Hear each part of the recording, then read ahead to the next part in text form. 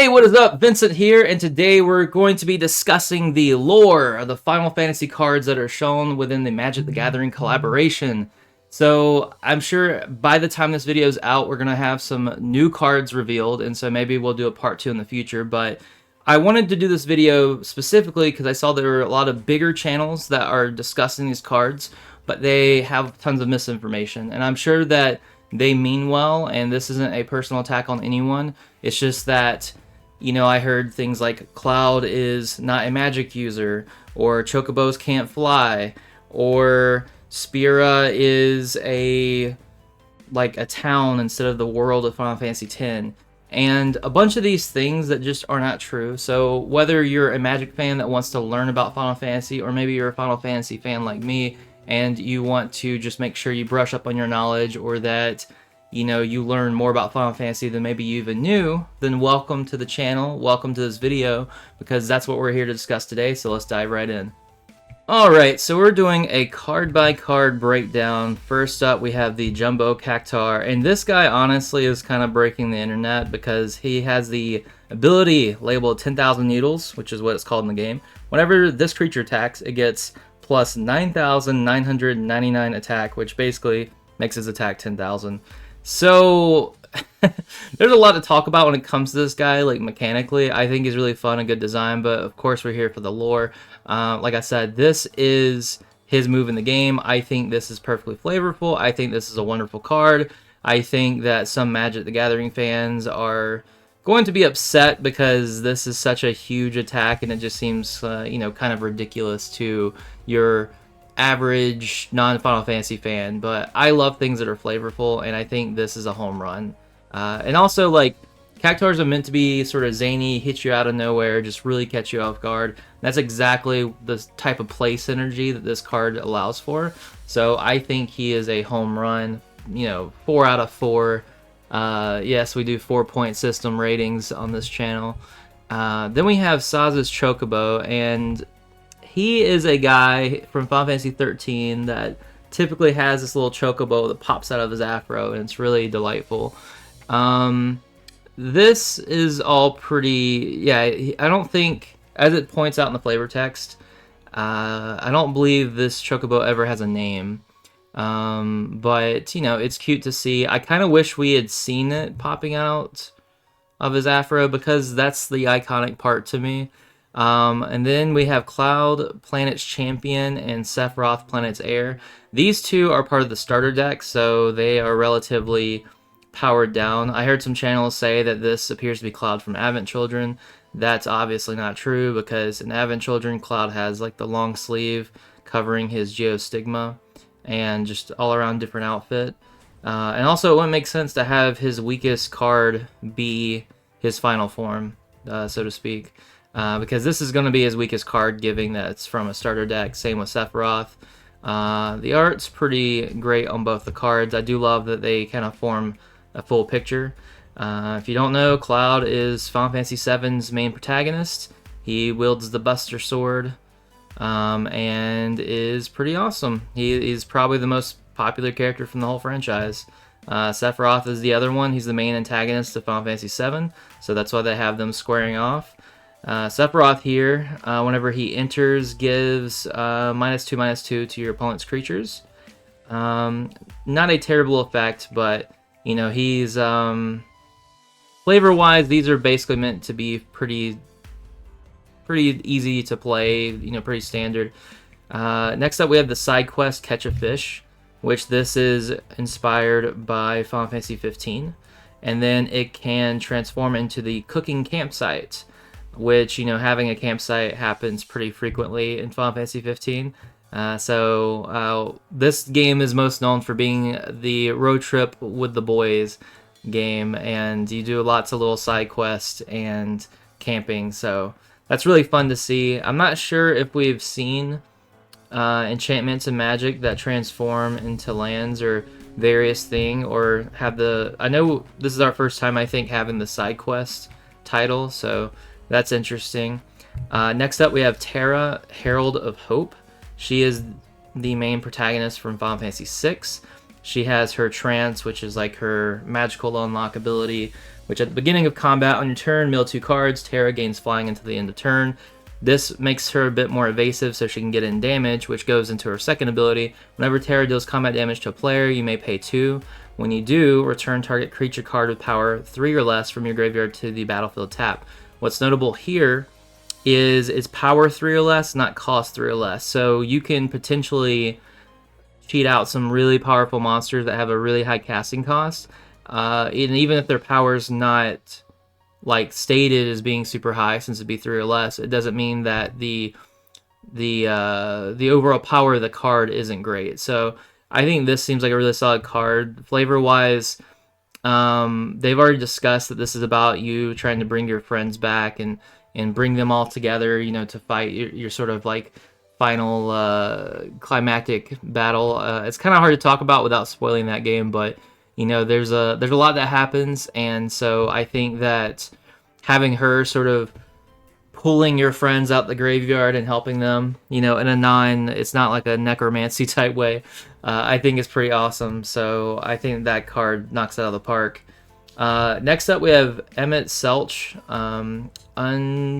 Unsundered. I will admit, my knowledge in Final Fantasy XIV is a bit lacking. I know that it's a massive game, but it's very tough to play an MMORPG while also running a business on top of a full-time job. So, but I know I'd just be completely like sucked into this world in this game. But essentially, this is one of those cards I might be a bit wrong on, but I believe Emmett Selch is the main antagonist to one of the DLCs. He wants to essentially, I don't know how much of this is actually like major spoilers too, so I'm trying to, I'll be careful. I'll just put it this way. It seems like from what I've heard, this card matches the flavor very well. He also transforms. He transforms into a creature, Hades, Sorcerer of Eld, and Hades is his name. Emmett Selch is more so his title, from what I understand. And he's from sort of like an ancient, he's kind of a part of a different thing, and he wants to bring about sort of what once was, even if that replaces what currently is my understanding. And from what I understand, this knocks things out of the park flavorfully. And he also has what gets him to transform is at the beginning of your upkeep, if there are 14 or more cards in your graveyard, is when you transform them. So the 14 obviously pays into Final Fantasy 14, but I believe it also goes into his story about there being a council of 14. So that's pretty cool. Cloud X Soldier. So he's Naya colored, which is red, green, and white. I think this makes sense for him. I don't think black or blue fits his character well at all. So I think that fits. And his other card was red, white, and didn't have the green. So I think that makes sense as well. So he has haste. Whenever he enters, attach up to one target equipment you control to it. Whenever he attacks, draw a card for each equipped attacking creature you control. Then if Cloud has power 7 or greater, create 2 treasure tokens. So nothing super flavorful, but you know, of course, you have equipment in Final Fantasy 7. I mean, obviously the power 7 or greater is cool because it ties into him being from Final Fantasy 7. Treasure is sort of like getting your loot from the battle, which is always fun. And I don't know, I imagine that his Buster Sword will definitely help him reach power 7. I'm very curious what they'll do with it, because on one hand I kind of think it'd be cool if it gave your creature like +7, +0, but it also would sort of make it a little redundant with Cloud, but it at least needs to give him +3. That way it would boost him up to the 7 power, including the Cloud Planet's Champion version. So we'll see about that. Next up, we have Yuffie, which is our favorite little ninja in the Final Fantasy series. This one's a reskin of Yuriko, the Tiger Shadow, which is an extremely powerful card. And honestly, a lot of people are kind of upset with this card because even though the art is nice, and this is basically taken from like some original art from Final Fantasy, this one is it leaves a little bit to be desired card wise as far as the design. But Yuffie's a perfect fit for being a ninja and for having Yuriko's abilities here. So that is a perfect flavor win, in my opinion. Next up, we have the Dragon of Mount Golg. This one's also a Final Fantasy XIV card. This is a dragon that I believe is in one of the dungeons and is sort of on very powerful light-based dragon, and I think it's a light-based dragon. Anyways, and I believe you fight this on the way to Emmett Selch. Could be wrong on that. If I'm wrong, let me know in the comments. At least I'm not saying 100% without a doubt that that's right. But you know, that seems like a fun card. The art and stuff seems to be better than the Yuffie one in terms of how it's displayed on the card. Next up, we have Titus, Yuna's Guardian. The name is awesome. I cannot wait to see Yuna in this set. She's one of my favorite characters, and Titus is awesome. And I know technically it's pronounced Titus. That's how they pronounce it, but I refuse to acknowledge that. Titus, like the tides of water, he deals so much with water. I just think Titus sounds so much better. At the beginning of combat on your turn, you may move a counter from target creature you control onto a second target creature you control. And then cheer. Whenever one or more of your creatures you control with counters on them deal combat damage to a player, you may draw a card and proliferate. Do this only once each turn. So his whole so cheer is an ability he has in Final Fantasy X. He is basically an athlete in the story. He's the main protagonist of Final Fantasy X. He's on a world called Spira, not a town, it's a world. And basically, you could view this in two ways. His card specifically feels like you're bouncing a ball back and forth because he's a blitzball player, which is sort of like an underwater soccer game if you're in America, or if you're in Europe, an underwater like football game.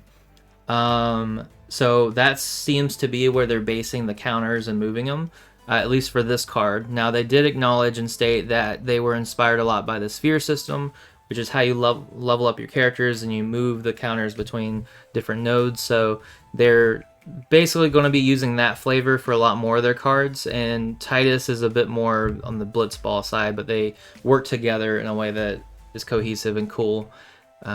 So he's also one of the face cards of one of the commander decks, so his deck will all be about moving counters back and forth, and that seems to be the Final Fantasy X theme, which I think is amazing. Whereas like the Final Fantasy VII theme, we have Cloud being the commander for one of the decks, and that one is all about getting your power to be 7 or greater.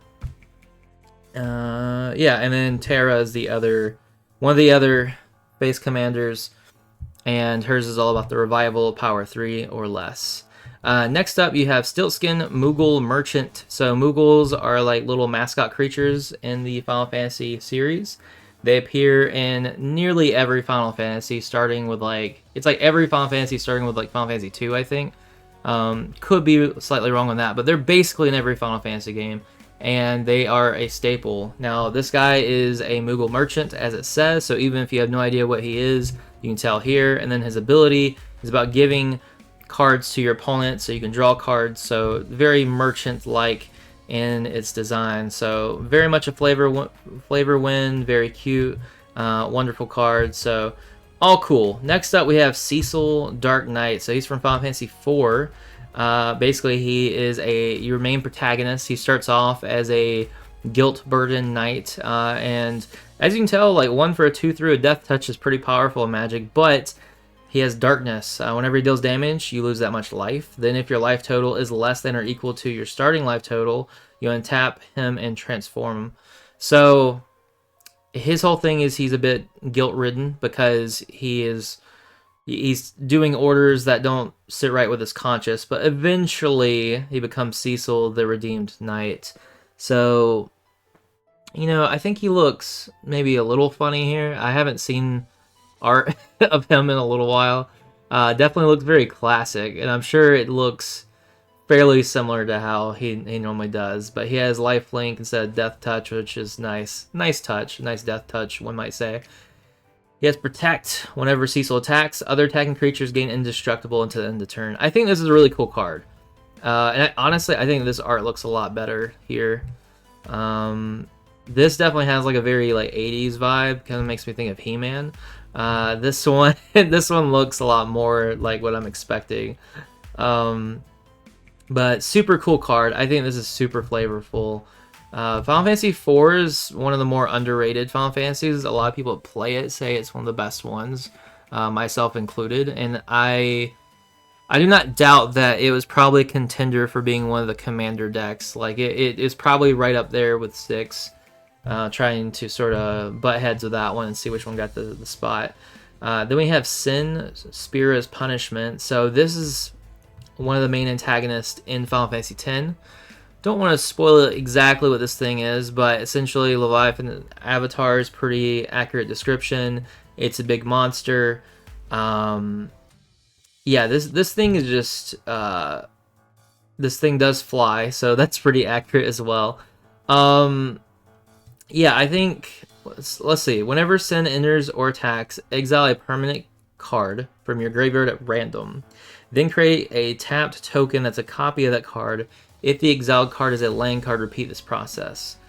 So this is one of those interesting abilities that I think a lot of people are going to like to play around with, even if they're not Final Fantasy fans. This just has a very interesting and unique effect, and having access to 3 different colors definitely gives you access to a lot of different things you can do with it. So I think that this is a pretty cool card, and yeah, Spear as Punishment. Final Fantasy X is such a melancholic world, and to literally have to contest against this Sin is crazy. It's basically just this embodiment that just keeps coming back every cycle. I think it's every decade. I could be wrong on it, but I believe it's like every decade it keeps coming back, even once they defeat it. And the price they have to pay to defeat it is so great. You know, it's like this constant cycle that no one would want to be stuck in. Next up, we have Garland, Knight of Cornelia. So he has the front side here, Human Knight. His first name is actually Jack, and we get to see a bit more of his character in a game that came out a few years ago. It's called Stranger's Paradise. He's obsessed with fighting and defeating chaos, only to learn that he himself shall become chaos in the end. So he ends up transforming into Chaos the Endless, which is a badass name if I do say so myself. The card itself leaves a little lacking. I mean, he's 2/3/2, has some effects, but he does say whenever he dies, you put him on the bottom of your library, and that's to show that he's the Endless. He's stuck in this cycle that always repeats itself. So I do think it's a flavor win, which is pretty cool. And also, like, what's more chaos based than like red and black, you know, when it comes to Magic the Gathering. Next up, we have Emmett Selch. I feel like we talked about Emmett. Okay, I was about to say. Okay, so this is some different art. The other one I believe is the like collector's art that you can pull. So there you go with that one. Now this one I'm super excited to talk about. We have Summon Shiva. So anyone that knows about Final Fantasy knows that summons are a huge deal. They've been a part of the franchise for forever. Essentially, excuse me. Summons are an ability in older games. Whenever you would use a summon, it essentially would be like a powerful magic spell that would hit everyone and deal damage. You see your cool summon come out and just hit everything. In later installments, what is more apt is that the summons will come out and then fight alongside you for a brief moment in time, and then as they go to leave, they sort of use their ultimate ability. And so that's what we see here, which is super flavorful, because this is our first time that we've seen sagas in Magic the Gathering that are also creatures. So yeah, you play it as a creature, and then it starts using Heavenly Strike on your opponent, and then it'll use Heavenly Strike again, and then on the following turn it uses Diamond Dust. So, and then after that it will remove itself from the game. So it's really cool. I don't know, it's a really cool flavorful thing. I'm not sure how good all these cards will be, but yeah, no, it's really cool. I am curious how some of these cards will be depicted, because Shiva is known for being pretty I mean, she's like a babe, and like I mean, we can kind of see that in here, but I think they are probably going to tone that down. I'm curious like how they're going to do that with Tifa and things. I feel like they're probably going to try to mute things a little bit, but they'll still make the art good, is my assumption. Next up, we have Tonberry. Um, 1 black mana, 2/1. This creature enters tapped with a stun counter on it, and then Chef's Knife. During your turn, this creature has first strike and death touch. So yeah, this is to represent that he's super slow but super deadly. And they basically put it in a very flavorful, unique card there. So I think that's awesome. And last up, we have Y'shtola, Knight's Blast. So as I mentioned earlier, Final Fantasy XIV is a little bit of a blind spot for me.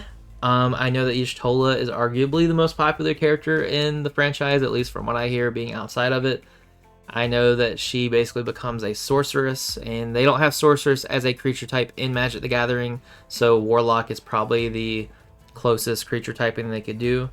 It says at the beginning of each instep, if a player lost 4 or more life this turn, you draw a card. Whenever you cast a non-creature spell with mana value 3 or greater, Y'shtola deals 2 damage to each opponent and you gain 2 life. So very spellcaster themed. She's in Esper colors, which that sort of evokes the idea of having justice, but not being afraid to sort of do whatever it takes to have like your side win, especially if you're fighting for justice and for what's right. So kind of makes me think she might be like an ends justifies the means kind of character based off of the Esper colors, but could just be that they wanted her to have access to that kind of mana. So let me know if that suits her character. I mean, it says Knight's Blessed. I don't know. It just seems like that'd be a thing.